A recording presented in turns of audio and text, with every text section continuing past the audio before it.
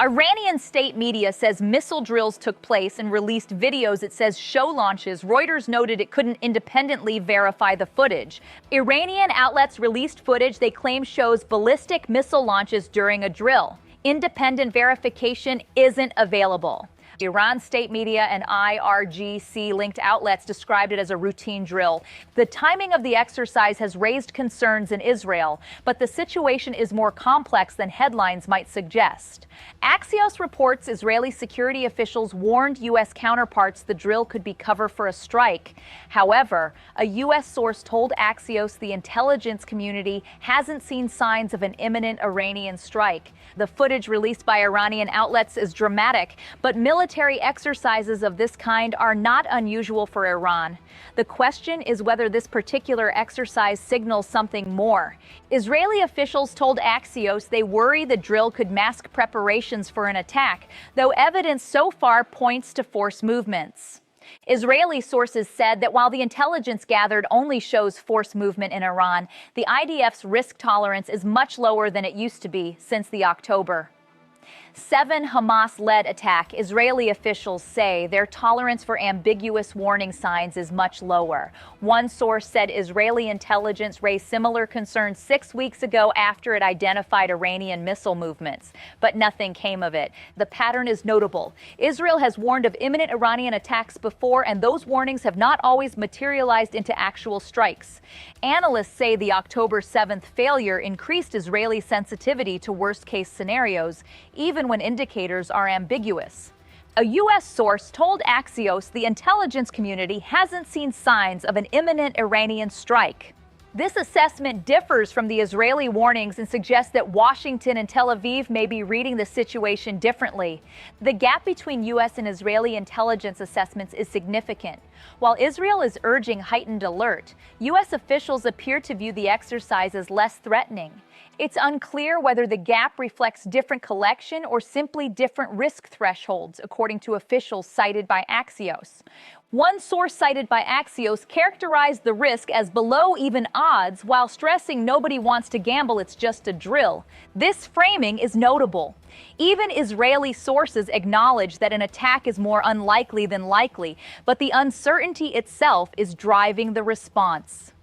Some analysts warn threat messaging can also shape public and allied readiness, but there's no public evidence of a specific political motive.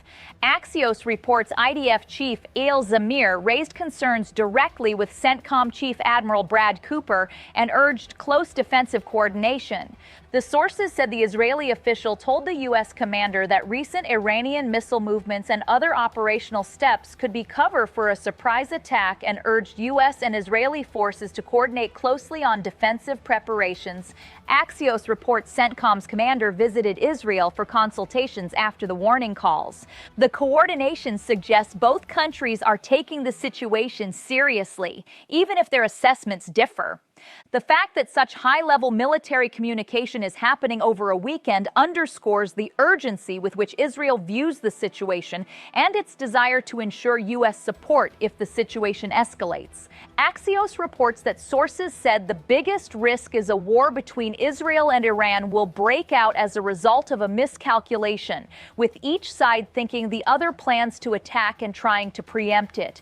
This warning is significant. It suggests that the danger may come not from deliberate aggression, but from a cycle of mutual suspicion that leads to preemptive strikes. If Israel believes Iran is about to attack and strikes first, Iran could retaliate, escalating into a broader conflict that neither side initially intended. The risk of miscalculation has concerned analysts throughout the tensions between the two countries. History is full of examples of wars that started not because either side wanted conflict, but because both sides feared the other was about to attack. The current situation has some of those characteristics. Netanyahu is scheduled to meet Trump. Axios reported the meeting in Miami, while other reporting points to Florida. According to Axios, Netanyahu wants to discuss Iran's efforts to rebuild ballistic missile capabilities and the possibility of another strike against Iran in 2026. The meeting comes at a critical moment. Netanyahu appears to be seeking U.S. support, or at least acquiescence, for continued pressure on Iran. The choice of Florida rather than Washington is notable. Trump has used his Mar-a-Lago estate for high-profile meetings with foreign leaders, conducting diplomacy outside the traditional channels of the White House and State Department. For Netanyahu, the meeting represents an opportunity to make his case directly to Trump, without the filter of the broader U.S. national security establishment. Whether Trump will provide that support remains to be seen. Israeli media chatter has suggested Trump may resist a broad strike, but there's no independently confirmed on-record U.S. position in the reporting we can verify. If accurate, this would represent a constraint on Israeli options. Without U.S. support, or at least U.S. approval, Israel may be reluctant to launch major strikes that could provoke Iranian retaliation. The report suggests that despite close U.S.-Israel ties, there may be limits to how far Washington is willing to go, though this remains unconfirmed. Multiple outlets and analysts describe a brief Israel-Iran war earlier this year. Axios references it as the 12-day war in June. Many analysts do not believe that war is over. They believe what we see now is a lull in the fighting, a pause rather than a permanent end to hostilities. The June conflict saw Israel conduct strikes inside Iran, while Iran launched missiles at Israel. Both sides claimed success, but neither delivered a knockout blow. The current tensions suggest that the underlying conflict remains unresolved.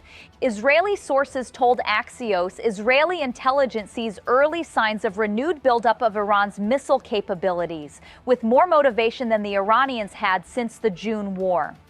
Israeli sources told Axios Iran's stocks and launchers were reduced in the June fighting. Those figures can't be independently verified. If accurate, they suggest that the summer war significantly degraded Iranian capabilities, but also that Iran is now working to rebuild. The speed of Iran's rebuilding effort, if Israeli assessments are accurate, has surprised some analysts. It suggests that Iran's defense industrial base may be more resilient than the summer strikes intended to demonstrate. Iran's strategy, according to analysts, is based on numbers. The logic is straightforward. If Iran fires enough missiles, it won't matter how good Israel's air defense systems are, because Israel won't have enough interceptors to shoot them all down. Israel has multiple layers of air defense, including Iron Dome, David's Sling, and Arrow 3. These systems performed well during the summer war, but the question is whether they can handle a sustained barrage of hundreds or thousands of missiles. Each interceptor missile costs significantly more than the ballistic missiles Iran fires. In a prolonged conflict, the economics favor Iran, which can produce missiles more cheaply than Israel can produce interceptors. U.S. officials said American air defenses helped intercept Iranian missiles headed toward Israel during the June exchange. This U.S. involvement was crucial. Without it, Israel's air defenses might have been overwhelmed. The question now is whether the U.S. would do it again. According to reports, probably, but it's not guaranteed. If the United States does not get involved, Israel could face serious challenges defending against a sustained Iranian missile attack.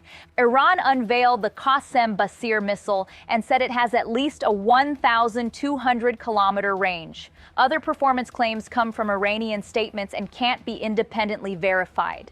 The missile is named after Qasem Soleimani, the Iranian general killed by a U.S. strike during Trump's first administration. Iranian officials claim improved guidance and penetration features. Israel and Western officials dispute that assessment. U.S. naval air defense systems are generally considered more capable than Israeli systems and might be able to intercept such missiles, but that would require U.S. involvement. Iran has consistently maintained that its missile program is defensive in nature and not subject to negotiation. Tehran argues it needs missile capabilities to deter aggression from Israel and the United States, a position that has hardened since the June strikes. From Iran's perspective, the summer war validated the need for missile capabilities. Without them, Iran would have no way to respond to Israeli airstrikes. The missiles, in this view, are a deterrent, not preparation for aggression. Western officials and Israeli leaders reject this framing, arguing that Iran's missile program poses an offensive threat to the region. They point to Iran's support for proxy groups like Hezbollah and the Houthis, which have used Iranian-supplied missiles and drones to attack Israel and other targets. From this perspective, Iran's missiles are not defensive. They are tools of regional aggression. Israel faces a strategic dilemma. One option is to strike preemptively, hitting Iranian missile stockpiles and launchers before they can be used. This is what Israel did during the summer war. The other option is to wait, maintaining defensive posture and responding only if Iran attacks first.